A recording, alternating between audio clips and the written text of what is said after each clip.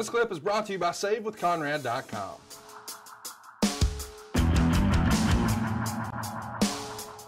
Well, Arn, following that TV taping, the crew traveled to the Civic Center in Philadelphia. 3,200 people were in attendance for the show. And Philly's a raucous town, man. I mean, hey, listen, they booed Santa Claus. We still hear it to this day.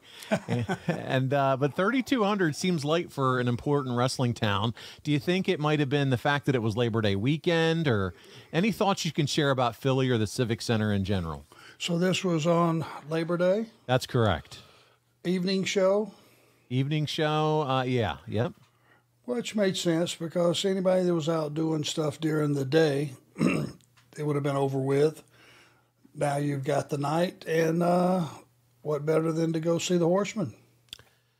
There you go. Well, of note, Flair took on Garvin, and the match was placed towards the middle of the card at this show. They used the same finish with the failed attempt of the sunset flip by Garvin, thwarted by Flair, holding on to James J. Dillon to keep from falling to the move. About the match placement here, though, how common was it for Rick to appear in the middle of the card as opposed to closing the show down? And that was an evening show, so there was no place we needed to be, correct? That's correct. There wasn't another show anywhere else, like another evening show somewhere? Actually, this would be part of a double shot. You would end up going to Baltimore Civic Center. So this was not an evening show. This was an afternoon show with going to Baltimore after this. Well, then the reasoning was you had to get him on a plane and get him there for the main event in Baltimore.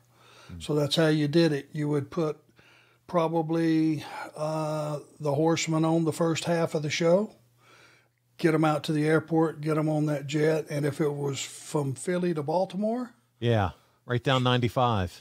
That's about 2 minutes in the air. Yeah. I mean, it's right there. So that was the reasoning with that. And amazing that you could actually have, you know, two major markets that close together and both of them doing incredible business. So you're gonna hear something a little bit entertaining here as far as what goes down on this particular night. So in the main event of this Philadelphia show, you and Tully defeated the Rock and Roll Express when Morton pinned Tully. Okay, so more of the same there. But later that evening in Baltimore, the whole crew traveled to the Civic Center. 9,000 people are there for this one. And an interesting fact noted by the guys over at the history of WWE.com, the preliminary matches were drawn out to allow time for NWA World Champion Ric Flair, Arn Anderson, Tully Blanchard, and James J. Dillon to arrive from Philly. The main event didn't start until after 11:30 p.m. Do you have any recollection as to why all of you would have been so late arriving to Baltimore from Philly? Oh, Lord. Okay, well. That was a moment in time, I'm sure. I'm sure Flair had to take a bubble bath between shows. Something like that. If I was guessing, it could have been a logistics on a slot for the private plane to be able to take off. It could have been any number of things. But what was the main event in Baltimore on the show? So here we go. Here's the rundown of the card, and this is just goes to show the talent level in Jim Crockett in September of 87. Here's the card. Ready? You had Ron Simmons defeating the Barbarian. You had the U.S. Tag Champs, the Midnight Express, Bobby Eaton and Stan Lane defeating Brad Armstrong and Tim Horner. Okay. Then you had Sting and gentleman Chris Adams defeating the UWF TV champion Terry Taylor and Rick Steiner.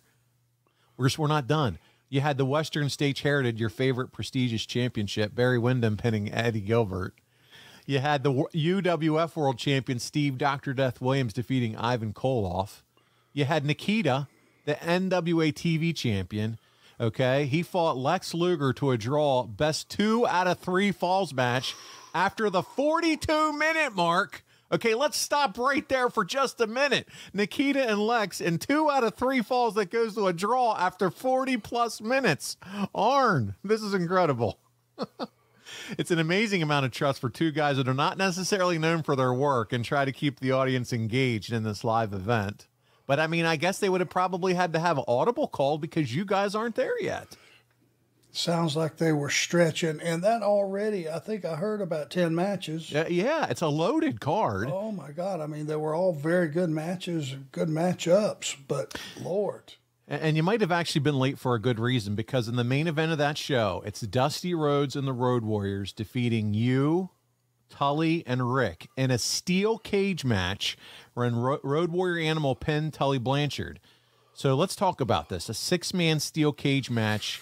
That would seem like it would be difficult to work, but you guys did it a lot in those days. Do you have any thoughts or any memories about these types of matches? Seems like it's a lot of people to account for and keep involved in a single cage. Yeah, it is, and especially if there was a thing called creative liberty that we would plug in here. In a steel cage match, there are no rules, hypothetically. So having to tag in and out seems a little ludicrous when you look back on it. But it was the only way to control the match a little bit, to a degree, having to tag in and out, if that makes any sense at all. Otherwise, you would just have however long it was. If it started into a fight, it would be like after the match beyond started, it would just be a bunch of guys fighting. And that's not, it's hard to build a match. If you start off everybody fighting, you can only sustain that for so long. So I think that was your reasoning behind it. The fact that, what time did you say we went in the ring? 11:30? 11:30. Oh my God. So that was a 4.5-hour match, which is just too long. Unbelievable. Too much of a good thing is too much of a good thing, I think. Maybe one of these days we'll figure out the great mystery of September 5th, 1987, and what happened between Philadelphia and Baltimore. Was it the bubble bath?